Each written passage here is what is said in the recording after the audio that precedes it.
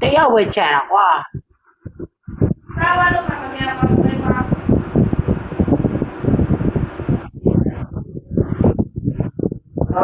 တယောက်ပဲချန်တယ်ဘာဖြစ်တကယ်ချင်းတယောက်ပဲချန်တယ်ပြေးလို့တယောက်ပဲချန်တယ်ဝိုင်းပြေးတယောက်ပဲချန်တယ်ဝိုင်းပြေးတယောက်ပဲချန်တယ်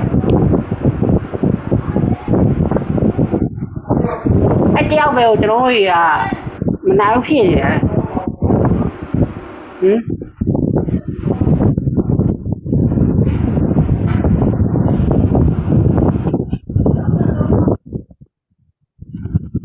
ဟင်